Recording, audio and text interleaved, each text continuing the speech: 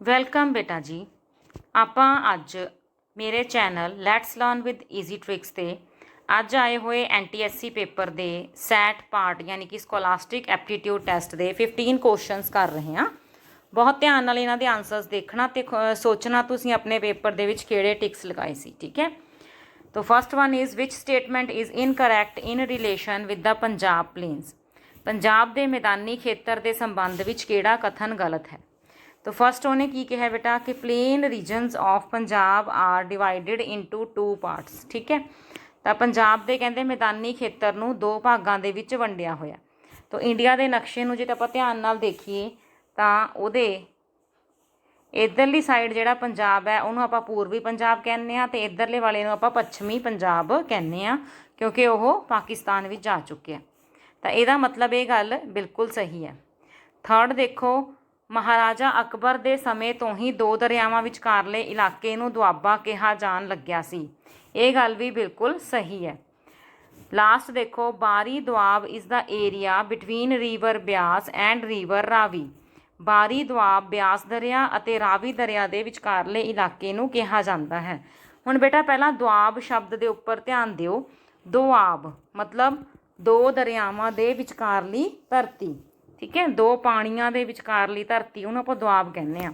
इहने हुण किहड़ा कहा है? बारी। ठीक है, तो इहदे विच शब्द किहड़े वरते हुए ने? BA ते RI। ठीक है, तो इहदा मतलब BA किहड़े दरिया नूं दस रहे हैं बच्चे? ब्यास। तो RI किहड़े दरिया नूं दस रहे हैं? रावी। ठीक है, R जिहड़ा शब्द है तो ये जिहड़े शब्द ने बेटे दुआबियां दे ये दोनों दरियावां दे पहले अखरां नूं लैके ही बनाए हुए ने। ठीक है, तो इसदा मतलब ये भी सही हो गया। हुण आपां छड्डता सी सैकेंड, ਚੱਜ ਦੁਆਬ जेलम दरिया ਅਤੇ ਸਿੰਧ दरिया के विचकारले इलाके नूं कहा जाता है। तो इसदा मतलब ये स्टेटमेंट इन्हें गलत दी है क्योंकि जिहड़ा ਚੱਜ दुआब है बेटे ਉਹਦੇ ਵਿੱਚ ਪਹਿਲਾ ਚੱਚਾ ਇਹ ਝਨਾਬ ਦਾ ਹੀ है तो ਜਿਹੜਾ जज है वो जेलम ਦਾ। ਇਹਨੇ ਇੱਥੇ ਸਿੰਧ दरिया शब्द वरत लिया। ठीक है, तो यदा मतलब ये वाला ਇਹਦਾ सैकेंड ਜਿਹੜਾ ਸੀ ਉਹ गलत हो गया। चलिए बेटा नैक्सट क्वेश्चन पे। हाँ जी, इन्हें कहा which of these matters does not come under the family loss. इन्हां विचों किहड़ा मामला पारिवारिक कानूनां अधीन नहीं आउंदा। परिवार दे नाल संबंधित कानून बेटे हुण मैरिज है तो वो परिवार 'च ही होਊगी। ठीक है, तां ही परिवार बनेगा। मैरिज होणगीਆਂ ਜਦੋਂ परिवार ने तो लड़ाई झगड़ा भी होगा, डिवोर्स भी होणगे, ये भी पारिवारिक कानून है। इनहैरीटेंस मतलब विरासत, तो विरासत भी उत्थे ही होगी ना जिथे परिवार होगा, उत्थे आपां वसीयत लिखांगे भी हाँ जी दादा जी ने अपने बच्चों के नाम आ कुछ करवाता, पिता जी ने अपने बच्चों के नाम आ कुछ करवाता। ठीक है, तो ये तिन्ने चीज़ां बेटा की ने ये पारिवारिक कानून के अंडर ही आउंदियां ने। तो किहड़ा नहीं आउंदा बच्चे? टैक्सेशन। ठीक है जी, समझ आ गया। नैक्सट देखो, which of the following factors is most important for determining the climate of a place. किसी स्थान के मौसम को निर्धारित करने लई हेठां लिखियां विचों किहड़ा कारक सब तो ज़्यादा महत्वपूर्ण है। फर्स्ट उन्हें कहा रेनफॉल, सैकेंड उन्हें कहा लैटीट्यूड, थर्ड उन्हें कहा पौणा की दिशा डायरैक्शन ऑफ विंड्स, तो लास्ट उन्हें कहा समुंदर की दिशा। हुण रेनफॉल बेटा ये एक अनिश्चित जा कारक है। तो अपने इंडिया च अपने पंजाब च ही देख लो, कदे तो हुंदी है, किसी सीजन च नहीं हुंदी, किसी सीजन च बहुत ज़्यादा हुंदी है, किसी सीजन च घट हुंदी है। तो ये इहदे नाल कोई स्थान का मौसम नहीं निर्धारित होंदा। ठीक है, वैदर मौसम मतलब वैदर। तो अगला हैगा डायरैक्शन ऑफ विंड्स, ये भी बेटा जी चेंज होंदियां रहिंदियां ने। डायरैक्शन ऑफ सी ये भी चेंज होंदी रहिंदी है। तो जिहड़ा सब तो मेन फैक्टर है वो हैगा लैटीट्यूड। तो यदा किहड़ा आंसर सही है? लैटीट्यूड। विथकार की हुंदे ने? देखो अपनी पृथ्वी है। ठीक है, वो बिल्कुल विचाले की लंघदी है? भूमध्य रेखा। ठीक है, ये किहड़ी है? भूमध्य रेखा। ये अपनी लैटीट्यूड है 0 डिग्री ते। इस तो बाद ये थोड़े डिग्रीज ते लाइनस उपर जांदियां रहिंदियां ने। ऐदां ही ये साउथ पोल दे वल भी आंदियां रहिंदियां ने। जिन्ना आपां इस भूमध्य रेखा दे नेड़े नेड़े हुन्ने आ उत्थे जिहड़ा स्थान है वो गर्म हुंदा है। जिवें जिवें आपां इस तो दूर इधर पोल्स वाल जाने आ, ये नॉर्थ पोल है, ये साउथ पोल है। तो पोल्स के उपर जाने तो उत्थे बहुत ज़्यादा बर्फ ठंड ये हुंदा है। ठीक है, तो यही मेन फैक्टर है ना जो किसी स्थान के मौसम को निर्धारित करता है। तो इसका सही आंसर की होगा बच्चे? लैटीट्यूड विथकार। क्लीयर हो गया। चलो जी आपां नैक्सट क्वेश्चन करते हैं। Consider the following statements. Goa has the highest ਪਰ ਕੈਪੀਟਾ ਇਨਕਮ। ਗੋਆ ਵਿੱਚ ਪ੍ਰਤੀ ਵਿਅਕਤੀ ਆਮਦਨ ਸਭ ਤੋਂ ਵੱਧ ਹੈ। ਤਾਂ ਪ੍ਰਤੀ ਵਿਅਕਤੀ ਆਮਦਨ ਮਤਲਬ ਹਰੇਕ ਵਿਅਕਤੀ ਦੀ ਜਿਹੜੀ ਇਨਕਮ ਹੈ, ਠੀਕ। ਅਤੇ ਇਹ ਆਪਣੀ ਜਿਹੜੀ ਗੋਆ ਦੀ ਹੈ ਕਹਿੰਦੇ ਸਭ ਤੋਂ ਜ਼ਿਆਦਾ। ਅਤੇ ਇਹ ਗੱਲ according to stats, according to data ਇਹ ਗੱਲ ਸਹੀ ਹੈ, ਠੀਕ ਹੈ। ਅਗਲਾ ਕੀ ਕਿਹਾ ਉਹਨੇ, ਆਪਾਂ ਇਸ 'ਤੇ ਟਿਕ ਲਗਾ ਲਈਏ। Literacy rate measures the proportion of literate population in the 10 and above age group. ਕਹਿੰਦੇ ਜਿਹੜੀ ਲਿਟਰੇਸੀ ਰੇਟ ਦੇਖਦੇ ਆ, ਪੜ੍ਹੇ ਲਿਖਿਆਂ ਦੀ ਦਰ ਦੇਖਦੇ ਆ, ਸਾਖਰਤਾ ਦਰ, ਤਾਂ ਉਹ 10 ਸਾਲ ਅਤੇ ਉਸ ਤੋਂ ਵੱਧ ਉਮਰ ਵਾਲਿਆਂ 'ਚ ਦੇਖਦੇ ਆ। ਬਟ ਬੇਟਾ ਜੀ ਇਹ ਅਕੋਰਡਿੰਗ ਟੂ ਰੂਲ ਕੀ ਹੈ, ਸਾਖਰਤਾ ਦਰ ਜਿਹੜੀ ਹੈ ਆਪਾਂ ਇੱਥੇ 10 ਨਹੀਂ 7 ਹੁੰਦਾ, ਠੀਕ ਹੈ। 7 ਅਤੇ ਇਸ ਤੋਂ ਵੱਧ ਉਮਰ ਸਮੂਹ ਵਾਲੇ, ਠੀਕ ਹੈ।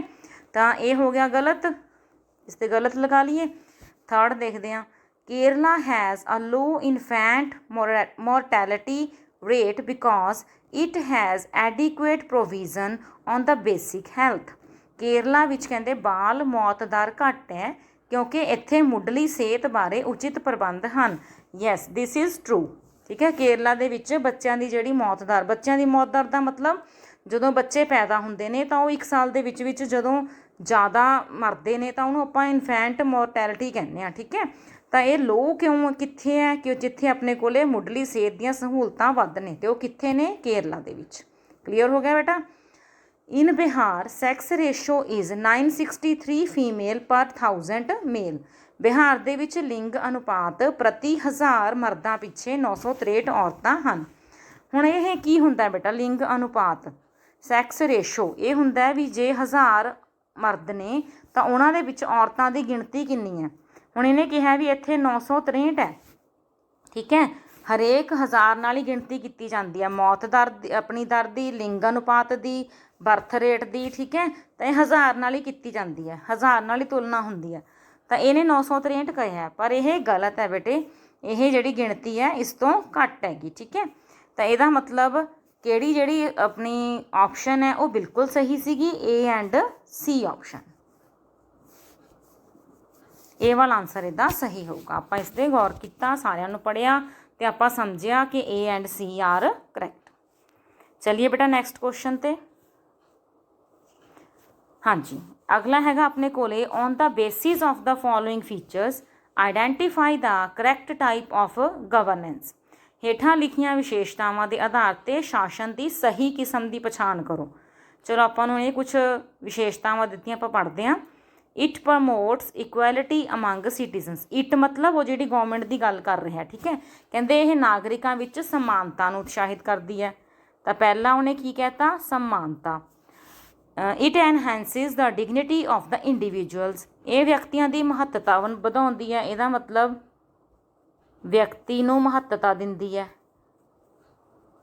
ਆਮ ਪਰਸਨ ਨੂੰ ਮਤਲਬ, ਠੀਕ ਹੈ।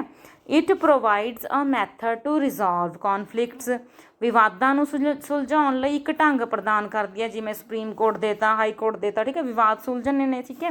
ਤਾਂ it is the people's own government. ਇਹ ਲੋਕਾਂ ਦੀ ਆਪਣੀ ਸਰਕਾਰ ਹੈ, ਤਾਂ ਲੋਕਾਂ ਦੀ ਆਪਣੀ ਸਰਕਾਰ ਹੈ, ਠੀਕ ਹੈ।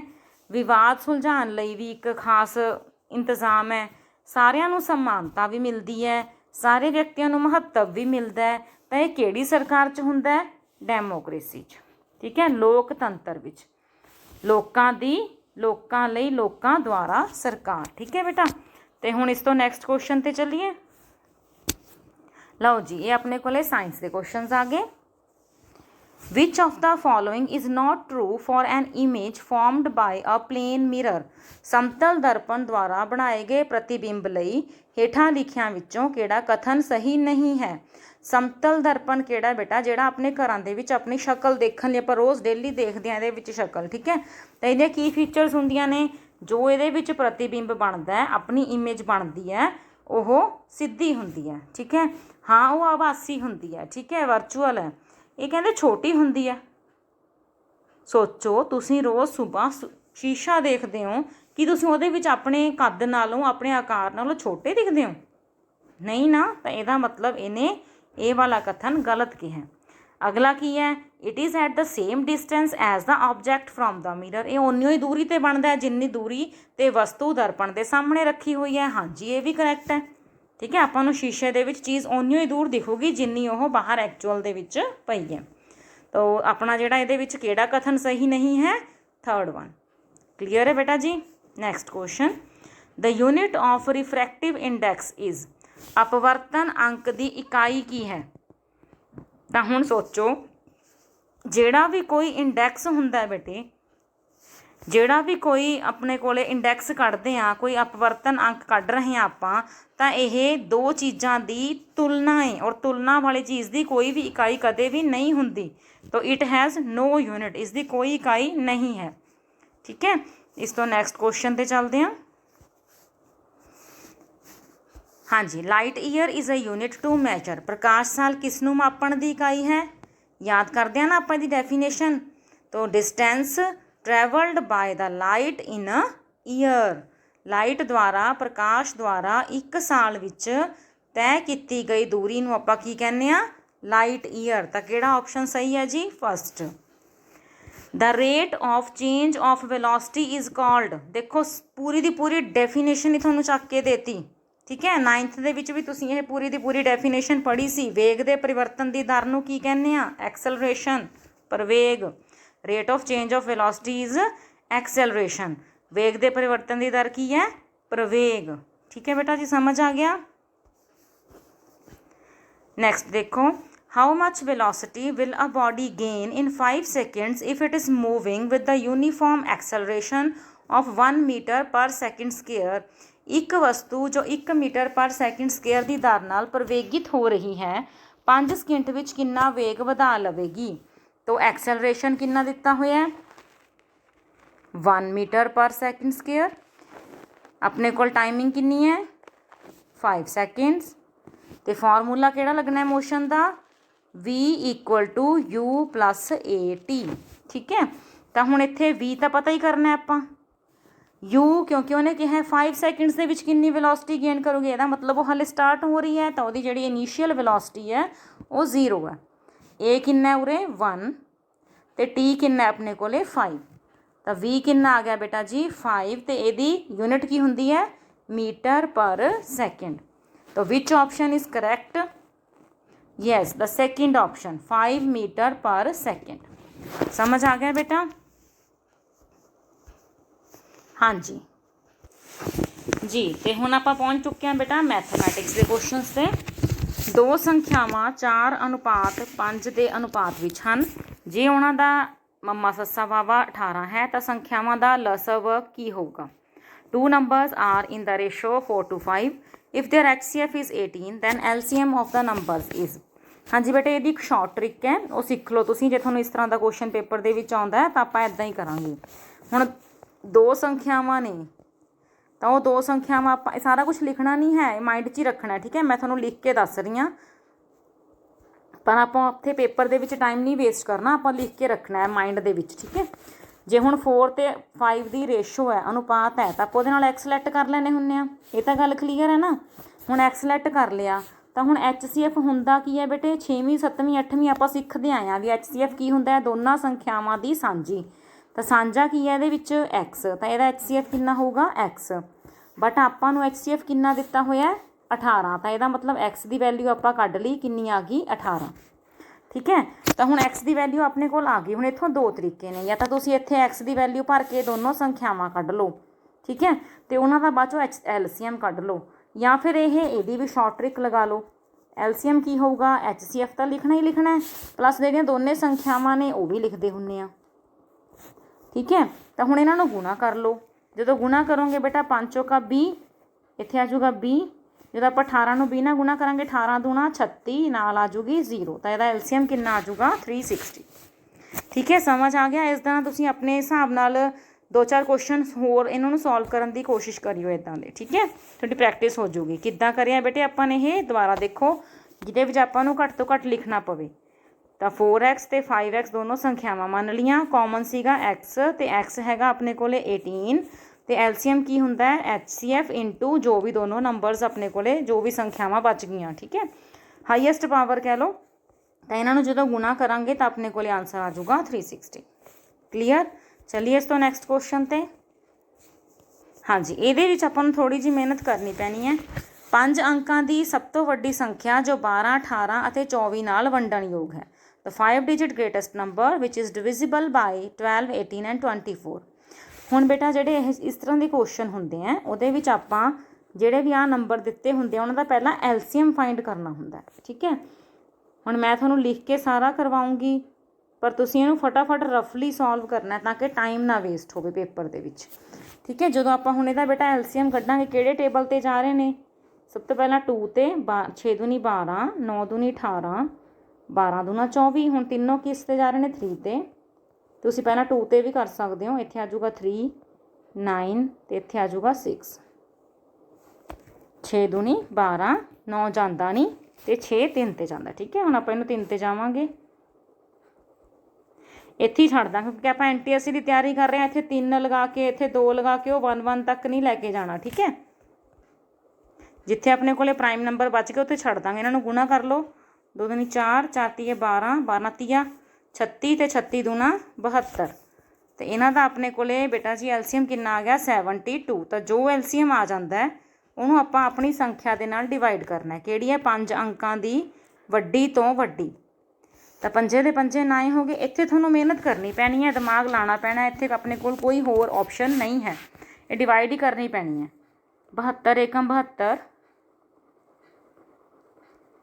ਮਾਈਨਸ ਕਰਾਂਗੇ, ਉੱਪਰੋਂ 9 ਉਤਾਰ ਲਾਂਗੇ, 3 ਤੇ ਜਾਊਗਾ 216, 639 ਆਪਾਂ 9 ਉਤਾਰ ਲਿਆ, ਠੀਕ ਹੈ। ਹੁਣ ਇਹ ਜਾਊਗਾ 8 ਤੇ 576 ਲੱਗ ਜਾਏਗਾ। ਫਿਰ ਇੱਥੇ ਬਚੇਗਾ ਆਪਣੇ ਕੋਲੇ 63, ਫਿਰ ਆਪਾਂ 9 ਉਤਾਰ ਲਾਂਗੇ, ਫਿਰ ਇਹਨੇ 8 ਤੇ ਹੀ ਜਾਣਾ, ਮਾਈਨਸ ਕਰਾਂਗੇ, ਫਿਰ ਆਪਣੇ ਕੋਲੇ 63 ਬਚ ਜਾਏਗਾ। ਇੱਥੇ ਆਪਣੀ ਡਿਵਾਈਡ ਖਤਮ ਹੋ ਗਈ, ਇਹਦਾ ਮਤਲਬ 63 ਬਾਕੀ ਬਚ ਗਿਆ।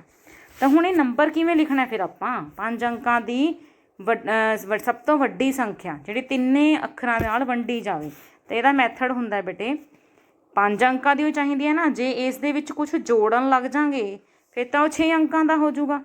ਤਾਂ ਆਪਾਂ 5 ਅੰਕਾਂ ਦੀ ਰੱਖਣੀ ਹੈ, ਤਾਂ ਜੋ ਆਪਣੇ ਕੋਲ ਰਕਮ ਹੈ ਉਹਦੇ ਵਿੱਚੋਂ ਰਿਮਾਈਂਡਰ ਮਾਈਨਸ ਕਰ ਦਿਓ। ਤਾਂ ਆਪਣੇ ਕੋਲ ਰਕਮ ਕਿੰਨੀ ਸੀ 5 9, ਇਹਦੇ ਵਿੱਚੋਂ ਆਪਣਾ ਰਿਮਾਈਂਡਰ ਕਿੰਨਾ ਆਇਆ ਸੀ 63। ਇਹ ਆਪਾਂ ਮਾਈਨਸ ਕਰ ਦੇਣਾ, 9 ਚੋਂ 3 ਗਏ 6, 9 ਚੋਂ 6 ਗਏ 3, ਬਾਕੀ 3 9 ਇੱਦਾਂ ਹੀ ਨੇ। ਤਾਂ ਕਿਹੜੀ ਆਪਸ਼ਨ ਬੇਟਾ ਜੀ ਇਹਦੇ ਵਿੱਚ ਸਹੀ ਹੈਗੀ, ਹਾਂਜੀ 36 ਵਾਲੀ ਕਿਹੜੀ ਹੈ 99936। ਤਾਂ ਆਪਣੇ ਕੋਲੇ 3rd ਆਪਸ਼ਨ ਸਹੀ ਹੈ, ਠੀਕ ਹੈ। ਪਤਾ ਲੱਗ ਗਿਆ। ਨੈਕਸਟ ਦੇਖੋ, ਇਹ ਤੁਹਾਡੀ ਆਪਣੇ ਸਿਲੇਬਸ ਦਾ ਹੀ ਕੁਐਸਚਨ ਹੈ ਕਿ ਇਹਦੀ ਕੀਮਤ ਜਦੋਂ ਸਮੀਕਰਨਾਂ ਦਿੱਤੀਆਂ ਹੋਈਆਂ ਤੁਹਾਨੂੰ 2 ਉਹਦੇ ਅਨੰਤ ਹੱਲ ਹੋਣ ਇਨਫਾਈਨਾਈਟਲੀ ਮੈਨੀ ਸੋਲਿਊਸ਼ਨਸ। ਤਾਂ ਤੁਸੀਂ ਕੀ ਕਰਨਾ ਹੈ x ਦਾ ਅਤੇ x ਦਾ ਕੋਫੀਸ਼ੀਐਂਟ ਚੱਕੋ, ਓਵਰ 'ਚ ਲਿਖੋ, y ਅਤੇ y ਦਾ ਕੋਫੀਸ਼ੀਐਂਟ ਚੱਕੋ, ਓਵਰ 'ਚ ਲਿਖੋ। ਰਫਲੀ ਹੀ ਕਰਨਾ ਇਹ ਆਪਾਂ ਨੇ, ਕਿਉਂਕਿ ਪੇਪਰ ਇਹ ਆਪਸ਼ਨਲ ਕੁਐਸਚਨਸ ਨੇ, ਟਾਈਮ ਬਾਊਂਡ ਪੇਪਰ ਹੁੰਦਾ ਹੈ। ਆਪਾਂ ਇਹਦੇ 'ਤੇ ਮਤਲਬ ਥਿਊਰੀ ਲਿਖਣ ਨਹੀਂ ਬੈਠ ਜਾਣਾ, ਠੀਕ ਹੈ। ਅਨੰਤ ਹੱਲ ਕਦੋਂ ਹੁੰਦੇ ਨੇ ਜਦੋਂ ਇਹਨਾਂ ਦੇ ਵਿੱਚ ਬਰਾਬਰ ਦਾ ਸਾਈਨ ਹੁੰਦਾ, ਠੀਕ ਹੈ। ਇਹਨੂੰ ਕੱਟੋ, ਇੱਧਰੋਂ k ਇੱਧਰ ਗਿਆ ਮਲਟੀਪਲਾਈ, k ਆ ਗਿਆ ਇੱਧਰੋਂ, ਇਹਨੂੰ ਮਲਟੀਪਲਾਈ ਕੀਤਾ 6। ਤਾਂ ਕਿਹੜੀ ਆਪਸ਼ਨ ਸਹੀ ਆ ਗਈ 6, ਠੀਕ ਹੈ ਬੇਟਾ। ਸਮਝ ਆ ਗਿਆ ਇਹ ਤੁਹਾਨੂੰ।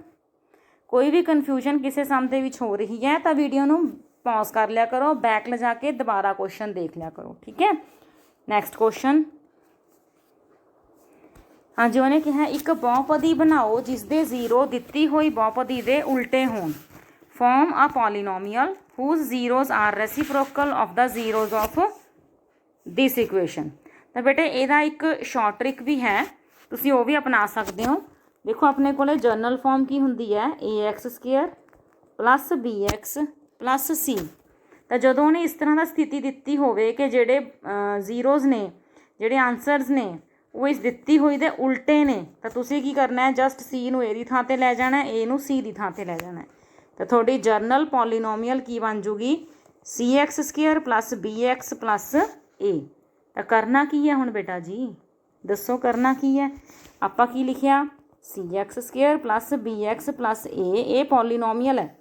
ਤਾਂ ਹੁਣ c ਕਿੰਨਾ ਤੁਹਾਡਾ 2 ਭਰ ਦਿਓ ਇੱਥੇ, b ਕਿੰਨਾ ਚੇਂਜ ਹੀ ਨਹੀਂ ਕੀਤਾ ਅਸੀਂ, ਮਾਈਨਸ ਲੱਗ ਗਿਆ, ਇੱਥੇ ਦੁਬਾਰਾ ਲਿਖ ਰਹੀ ਹਾਂ ਮੈਂ। ਹਾਂਜੀ a ਆਪਣਾ ਕਿੰਨਾ c ਆ ਗਿਆ 2, b ਆਪਣਾ ਸੇਮ ਹੈ ਅਤੇ a ਆਪਣਾ ਕਿੰਨਾ 6। तो this is the required equation. पर ये बेटा जी कुछ कंडीशनस होंदियां ने कि ए और सी बोथ 0। हाँ जी, तो आप शॉर्ट ट्रिक तो देख ली। ਹੁਣ ਦੇਖੋ ਇਹਨੂੰ ਆਪਾਂ ਇੱਕ ਲੌਂਗ ਟ੍ਰਿਕ ਨਾਲ ਵੀ ਕਰ ਸਕਦੇ ਹਾਂ, ਠੀਕ ਹੈ, ਕਿਉਂਕਿ ਉਹਦੇ ਵਿੱਚ ਤਾਂ ਕੰਡੀਸ਼ਨਸ ਵੀ ਲੱਗਦੀਆਂ ਨੇ ਨਾ ਸ਼ਾਰਟ ਟ੍ਰਿਕ ਦੇ ਵਿੱਚ। ਤਾਂ ਇਸੇ ਕੁਐਸਚਨ ਦੇ ਵਿੱਚ ਆਪਾਂ ਲੌਂਗ ਟ੍ਰਿਕ ਨਾਲ ਕਿਵੇਂ ਕੁਐਸਚਨ ਸੋਲਵ ਕਰ ਸਕਦੇ ਹਾਂ। ਤੁਹਾਡੇ ਕੋਲੇ ਜਿਹੜੀ ਪੋਲੀਨੋਮੀਅਲ ਹੈ ਉਹ ਇਹ ਹੈ,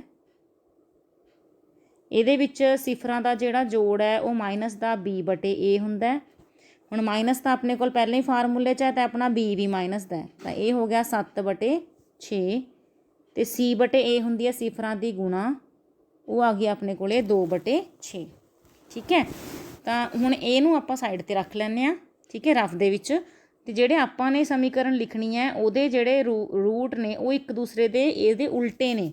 ਤਾਂ ਆਪਾਂ ਜੇ ਇਹਦੇ ਮੰਨਦੇ ਹਾਂ ਜ਼ੀਰੋਜ਼ ਅਲਫਾ ਬੀਟਾ ਨੇ, ਤਾਂ ਇਹਦੇ ਜਿਹੜੀ ਆਪਾਂ ਲਿਖਣੀ ਚਾਹੁੰਦੇ ਹਾਂ ਉਹਦੇ 1/α ਅਤੇ 1/β ਹੋਣਗੇ। ਅਲਫਾ ਬੀਟਾ ਜੇ ਤੋਂ ਨਾ ਡਰਿਓ, ਤੁਸੀਂ ਏ ਬੀ ਲਗਾਉਣਾ, ਏ ਬੀ ਲਗਾ ਦਿਓ, ਠੀਕ ਹੈ। ਹੁਣ ਆਪਾਂ ਇਹਨਾਂ ਦਾ ਜੋੜ ਕੱਢਦੇ ਹਾਂ, ਜੋੜ ਕੱਢਾਂਗੇ ਤਾਂ ਨੀਚੇ ਆ ਗਿਆ ਅਲਫਾ ਬੀਟਾ, ਉੱਪਰਲੇ ਪਾਸੇ ਆ ਜਾਊਗਾ ਅਲਫਾ ਪਲੱਸ ਬੀਟਾ। ਹੁਣ ਦੋਨਾਂ ਦਾ ਜੋੜ ਆਪਾਂ ਇੱਥੇ ਕੱਢ ਚੁੱਕੇ ਹਾਂ, ਆਹ ਸਿਫਰਾਂ ਦਾ ਜੋੜ ਸੀ ਅਤੇ ਆਹ ਆਪਣੀ ਸਿਫਰਾਂ ਦੀ ਗੁਣਾ ਸੀ। ਤਾਂ 7/6 ਆਇਆ, ਬਟੇ ਆਪਾਂ ਇਹਨਾਂ ਦੀ ਗੁਣਾ ਲਗਾਉਣੀ ਹੈ 2/6। ਤਾਂ ਜਦੋਂ ਉੱਪਰ ਨੀਚੇ ਲੈ ਕੇ ਜਾਵਾਂਗੇ ਉਲਟੀ ਕਰਕੇ ਰਕਮ ਨੂੰ 6 ਕੱਟ ਜਾਣਗੇ, ਤਾਂ ਇਹ ਕਿੰਨਾ ਆ ਜਾਊਗਾ 7/2। ਤਾਂ ਇਹਦਾ ਮਤਲਬ ਜਿਹੜੀ ਆਪਾਂ ਨਵੀਂ ਸਮੀਕਰਨ ਲਿਖਣੀ, ਨਵੀਂ ਬਹੁਪਦ ਲਿਖਣੀ ਹੈ, ਉਹਦੇ ਸਿਫਰਾਂ ਦਾ ਜਿਹੜਾ ਜੋੜ ਹੈ ਉਹ 7/2 ਹੈ। ਹੁਣ ਇਹਨਾਂ ਦੀ ਗੁਣਾ ਕੱਢ ਲਓ ਸਿਫਰਾਂ ਦੀ, ਤਾਂ 1/α ਬੀਟਾ ਆ ਗਿਆ। ਅਲਫਾ ਬੀਟਾ ਤੁਸੀਂ ਕਿੰਨਾ ਕੱਢਿਆ ਹੋਇਆ 2/6, ਜਾਂ ਇਹਨੂੰ ਕੱਟ ਲਓ 1/3। ਤਾਂ ਇਹ ਕਿੰਨਾ ਆ ਜਾਊਗਾ, ਫਿਰ ਇੱਥੇ 1/3 ਲਿਖਿਆ ਜਾਊਗਾ, ਉਲਟਾ ਹੋ ਕੇ ਉੱਪਰ ਜਾਊਗਾ ਤਾਂ 3 ਆ ਗਿਆ। ਤਾਂ ਆਪਣੇ ਕੋਲੇ ਸਿਫਰਾਂ ਦੀ ਜੋੜ ਵੀ ਆ ਗਿਆ ਅਤੇ ਸਿਫਰਾਂ ਦੀ ਗੁਣਾ ਵੀ ਆ ਗਈ। ਸਮੀਕਰਨ ਲਿਖਣੀ ਆਪਾਂ ਦੂਸਰੇ ਚੈਪਟਰ ਦੇ ਵਿੱਚ ਸਿੱਖੀ ਹੋਈ ਹੈ, ਕੀ ਹੁੰਦੀ ਹੈ ਜੀ, x² - sx + p, ਅਤੇ ਬਾਹਰ ਕੀ ਹੁੰਦਾ ਇਹਨਾਂ ਦਾ ਐਲਸੀਐਮ। ਐਲਸੀਐਮ ਕਿੰਨਾ ਆਇਆ ਤੁਹਾਡੇ ਕੋਲ 7/2 ਅਤੇ 3 ਦਾ 2, ਅਤੇ s ਕਿੰਨੀ ਹੈ 7/2, p ਕਿੰਨੀ ਹੈ 3। ਠੀਕ ਹੈ, ਹੁਣ ਇਹਦੇ 'ਚ ਆਪਾਂ ਐਲਸੀਐਮ ਲੈ ਲਓ, 2x² - 7x + 6, ਜਿਹੜਾ ਬਟੇ ਵਾਲਾ 2 ਸੀ ਉਹ ਬਾਹਰ ਜਾ ਕੇ ਕੱਟ ਜੇਗਾ। ਤਾਂ ਉਹੀ ਆਨਸਰ ਆਇਆ ਜਿਹੜਾ ਆਪਣਾ ਸ਼ਾਰਟ ਟ੍ਰਿਕਸ 'ਚ ਆਇਆ ਸੀ। ਠੀਕ ਹੈ, ਤਾਂ ਤੁਸੀਂ ਇੱਦਾਂ ਵੀ ਲੌਂਗ ਟ੍ਰਿਕ ਨਾਲ ਕਰ ਸਕਦੇ ਹੋ, ਪਰ ਇਹਨੂੰ ਇੰਨਾ ਜ਼ਿਆਦਾ ਲਿਖਣਾ ਨਹੀਂ, ਥੋੜ੍ਹਾ ਜਿਹਾ ਆਪਣੇ ਮਾਈਂਡ ਦੇ ਵਿੱਚ ਵੀ ਸੋਲਵ ਕਰਨ ਦੀ ਕੋਸ਼ਿਸ਼ ਕਰਨੀ ਹੈ। ਠੀਕ ਹੈ ਬੇਟਾ ਜੀ, ਤਾਂ ਆਪਾਂ ਚੱਲਦੇ ਹਾਂ ਇਸ ਤੋਂ ਨੈਕਸਟ ਕੁਐਸਚਨ 'ਤੇ। ਅਤੇ ਆਪਣਾ ਲਾਸਟ ਕੁਐਸਚਨ ਹੈ, ਇੱਕ ਜਾਰ ਵਿੱਚ 24 ਬੰਟੇ ਨੇ। ਤਾਂ ਤੁਹਾਡੇ ਕੋਲ ਇੱਕ ਜਾਰ ਹੈ, ਜਾਰ ਦੇ ਵਿੱਚ 24 ਬੰਟੇ ਨੇ, ਅਤੇ ਇਹਦੇ ਵਿੱਚੋਂ ਕੁਝ ਹਰੇ ਨੇ ਅਤੇ ਕੁਝ ਨੀਲੇ ਨੇ। ਠੀਕ ਹੈ, ਤਾਂ ਕਹਿੰਦੇ ਜਦੋਂ ਇੱਕ ਬੰਟੇ ਨੂੰ ਜਾਰ ਵਿੱਚੋਂ ਅਚਾਨਕ ਬਾਹਰ ਕੱਢਿਆ ਗਿਆ ਤਾਂ ਇਸ ਬੰਟੇ ਦੇ ਹਰੇ ਹੋਣ ਦੀ ਸੰਭਾਵਨਾ, ਤਾਂ p ਗ੍ਰੀਨ ਕਿੰਨੀ ਹੈ 2/3। ਤਾਂ ਕਹਿੰਦੇ ਸ਼ੀਸ਼ੀ ਵਿੱਚ ਨੀਲੇ ਬੰਟਿਆਂ ਦੀ ਗਿਣਤੀ ਕੱਢੋ। ਇਹ jar contains 24 marbles, some are green and some are blue. If a marble is drawn at random from the jar, the probability that it is green is 2/3. Find the number of blue marbles. ਦੇਖੋ probability ਕਿਹਦੀ ਦਿੱਤੀ ਹੈ, green ਦੀ, ਪੁੱਛ ਕਿਹਦੀ ਰਿਹਾ, blue ਦੀ। ਤਾਂ ਤੁਸੀਂ ਇਹਨੂੰ ਇੱਕ ਆਪਣੇ ਦੇਸੀ ਜਿਹੇ ਤਰੀਕੇ ਨਾਲ ਯਾਦ ਰੱਖੋ ਕਿ ਜਿੰਨੇ ਇਹ ਬੰਟੇ ਨੇ 24, ਤਾਂ ਇਹਦਾ 2/3 ਜਿਹੜੇ ਬੰਟੇ ਨੇ ਉਹ ਆਪਣੇ ਕੋਲੇ ਹਰੇ ਨੇ। ਠੀਕ ਹੈ, ਤਾਂ 3 ਦੇ ਨਾਲ 24 ਕੱਟ ਗਿਆ। ਠੀਕ ਹੈ, ਕਿੰਨਾ ਆ ਜਾਊਗਾ 8 × 24, ਉੱਪਰਲੇ ਨੂੰ ਗੁਣਾ ਕਰੋਗੇ 8 ਦੂਣੀ 16। ਜਦੋਂ ਹੁਣ 8 ਦੂਣੀ 16 ਬਣ ਗਿਆ, ਟੋਟਲ ਤੁਹਾਡੇ ਕੋਲੇ 24 ਸੀ, 16 ਤੁਸੀਂ ਘਟਾ ਦਿਓ ਫਿਰ ਹਰੇ ਵਾਲੇ, 24 ਚੋਂ 16 ਘਟਾਉਂਗੇ ਕਿੰਨਾ ਆਨਸਰ ਆ ਜਾਊਗਾ 8। ਤਾਂ 8 ਬੰਟੇ ਤੁਹਾਡੇ ਕੋਲ ਕਿਹੜੇ ਹੋਣਗੇ, ਬਲੂ, ਤਾਂ ਹੀ ਤਾਂ 16 ਅਤੇ 8 ਕੀ ਬਣਨਗੇ 24 ਜਿਹੜੇ ਬੈਗ ਦੇ ਵਿੱਚ ਟੋਟਲ ਨੇ। ਕਲੀਅਰ ਹੋ ਗਿਆ। ਤਾਂ ਆਪਣੇ ਕੋਲੇ ਗ੍ਰੀਨ ਬੰਟੇ ਕਿੰਨੇ ਆ ਗਏ ਸੀ 16, ਅਤੇ ਆਪਣੇ ਕੋਲੇ ਬਲੂ ਕਿੰਨੇ ਆ ਗਏ ਮਾਰਬਲਸ 8। ਠੀਕ ਹੈ ਬੇਟਾ, ਤਾਂ ਮੈਨੂੰ ਆਸ ਹੈ ਕਿ ਤੁਹਾਨੂੰ ਇਹ ਜਿਹੜਾ ਸੈਟ ਮਤਲਬ ਸਕੋਲਾਸਟਿਕ ਐਪਟੀਟਿਊਡ ਟੈਸਟ ਦਾ ਜਿਹੜੇ 15 ਕੁਐਸਚਨ ਸੀ ਉਹ ਚੰਗੀ ਤਰ੍ਹਾਂ ਸਮਝ ਆ ਗਏ ਹੋਣਗੇ। ਠੀਕ ਹੈ, ਇਸੇ ਤਰ੍ਹਾਂ ਮੇਰੇ ਚੈਨਲ ਦੇ ਨਾਲ ਜੁੜੇ ਰਹਿਣਾ, ਅਤੇ ਇਹਨੂੰ ਜੇ ਤੁਸੀਂ ਨਹੀਂ ਹਾਲੇ ਤੱਕ ਸਬਸਕ੍ਰਾਈਬ ਕੀਤਾ ਤਾਂ ਸਬਸਕ੍ਰਾਈਬ ਕਰ ਲਓ। ਠੀਕ ਹੈ ਬੇਟਾ, ਥੈਂਕ ਯੂ ਬੱਚੇ, ਬਾਏ ਬਾਏ।